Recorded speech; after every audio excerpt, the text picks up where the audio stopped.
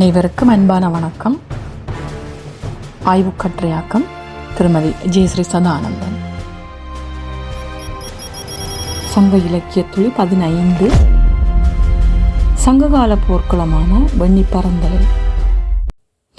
சங்க காலத்தில் இருபெரும் போர்க்களங்கள் இருந்திருக்கின்றன. ஒன்று தலையாலங்கானம், அடுத்து வெண்ணி பரந்தலை போர்க்களம். இதற்கு முந்தைய பதிவில் நாங்கள் தலையாலங்கானத்து போர்க்களத்தை பார்த்தோம். அதுபோல அதற்கு அடுத்து மிக பெரும் போர்க்களமான வெண்ணி பரந்தலை பற்றி இந்த பதிவில் நாம் நோக்கலாம். தஞ்சாவூரிலிருந்து நீடாமங்கலம் செல்லும் சாலையில் கோயில் வெண்ணி என்னும் ஊர் ஒன்று இன்றும் உள்ளது.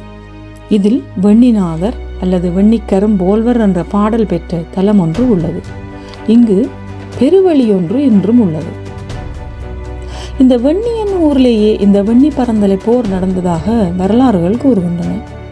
ஏனெனில் சோழ நாட்டில் இதை தவிர வெண்ணி என்ற பெயரில் வேறு எந்த ஊர்களும் இருந்ததாக சான்றுகள் இல்லை.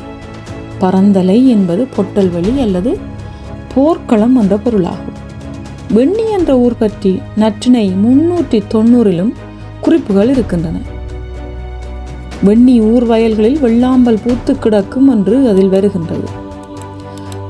வெண்ணி போரானது கரிகால் சோழனுக்கும் அவனை எதிர்த்து வந்த 11 வேளிர்களுக்கும், அதாவது வேளிர்கள் என்றால் குறுநில மன்னர்கள் மற்றும் இருபெரும் மன்னர்களுக்கும் இடையே நடந்தது.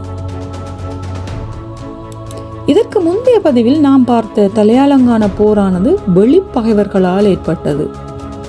இந்த தலையாலங்கான போர்க்களத்தில் எரிபரந்தெடுத்தல் என்ற போர் முறையை பாண்டியர்கள் கையாண்டுள்ளனர். அதாவது போர் நடக்கும் வேளை படை முன்னேறி வரும் போது அவ்வழியில் எதிரிகளின் நகர்களை எரித்து கொண்டு செல்வர்.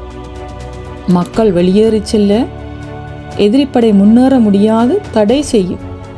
அது குழப்பத்தை ஏற்படுத்தும். இவ்வாறான ஒரு முறையை பாண்டியர்கள் கையாண்டார்கள். ஆனால் வெண்ணி பரந்தலை போரானது உட்பகைவர்களாலேயே அரசுரிமை பெறுவதற்காக வெண்ணி என்ற ஊரின் பெரு வெளியில் நடைபெற்றது.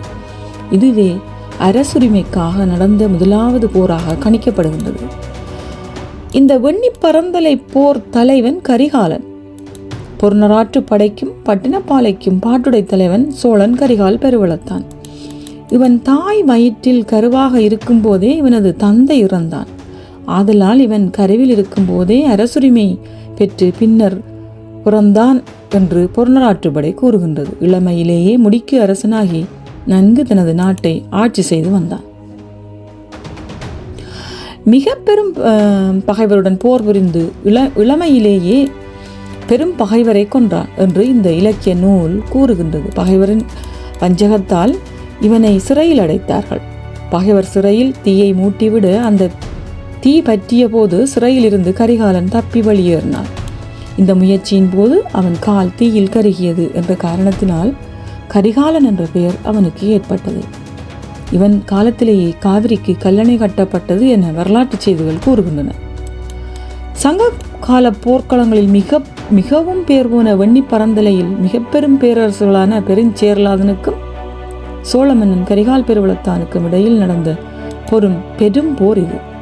இதில் சோழ நாட்டை வெற்றி பெறுவதற்காக சேர மன்னனும் பாண்டிய மன்னனும் 11 வேளிரும் ஒன்றாக சேர்ந்து ஒரே அணியாக பெரும்படையோடு சோழ நாட்டின் மீது போர் தொடுத்தனர். அதிக படையோடு வந்த பகைவரை வென்று கரிகால் சோழன் வெற்றி வாகை சூடினான். இந்த வரலாற்று செய்திகளை பல சங்க இலக்கியங்களில் வழி நாம் காணலாம். அந்த வகையில் புறநானூறு 66 வெண்ணிக்குயத்தியார் என்னும் பெண் புலவர் இந்த பாடலை பாடுகின்றார். இவர் போர் வீரர்களுடனும் அரசர்களுடனும் நெருங்கி பழகியதால் வெண்ணி பரந்தலை போர்க்களம் பற்றி சிறப்பாக பாடுகின்றார். இந்த போர்க்களம் பற்றி பாடியதாலேயே வெண்ணிக்குயத்தியார் எனும் பெயரை இந்த புலவர் பெற்றார். நளியிரு முன்னீர் நாவாய் ஓட்டி வழிதொழில் ஆண்ட உறவோன் மருக என்று இந்த புறநானூற்று பாடல் வரிகள் ஆரம்பிக்கின்றன. வெண்ணிக்குயத்தியார் கரிகாலனை போற்றி பாடும் பாட்டில் களிப்புடன் நடைபோடும் யானை மேல் தோன்றும் கரிகால் வளவ கடலில் நாவாய், அதாவது பெரிய கப்பலோட்டி காற்றையே ஆண்டவரின் வழி வந்தவன் நீ. இந்த வெண்ணி பரந்தலை போரில் வென்றாய், அதனால் நீ நல்லவன். ஆனால் வெண்ணி பரந்தலை போர்க்களத்தில் உனது வலிமை மிக்க தாக்குதலால் மார்பில் அம்பு துளைத்தாலும் முதுகுவரை சென்றதால் புறப்புண்ணாக கருதி இது தனக்கு ஏற்பட்ட அவமானம் என்று நினைத்து நானே உண்ணா நோன்பிருந்து அந்த போர்க்களத்திலேயே உலகத்திலேயே புகழ் பெறுமாறு வடக்கிலிருந்து உயிர் நீத்தனன் பெருஞ்சேரலாதன்.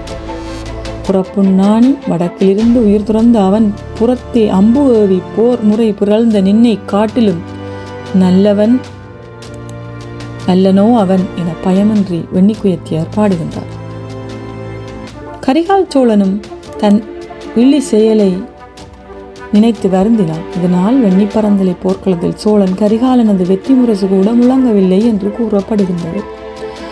புறநானூற்று பாடல் 65 கரிகாலனும் சேரமான் நெடுஞ்சேரலாதனும் புரிந்த போர் பற்றி கலாத்தலையார் என்னும் புலவர் பாடுவதாவது: உளவுகள் ஒலி அடங்கின, யாழ் இசை துறந்தன, தயிர்ப்பானைகள் வெறும் பானைகளாக கிடந்தன, சுற்றத்தினர் மதுவை மறந்தனர், உழவர் ஆறாவரம் அடங்கின, ஊர் உலாவும் ஒளிந்தன, சேரமன் ஒளி இழந்தது, இனி பகல்தான் நமக்கு எவ்வாறு இன்பமுடன் கழியுமோ என மிக பெரும் அழிவுகளை ஏற்படுத்திய வெண்ணி பரந்தலை போரின் வடுக்களை கலாத்தலையார் என்னும் புலவர் பாடுகின்றார்.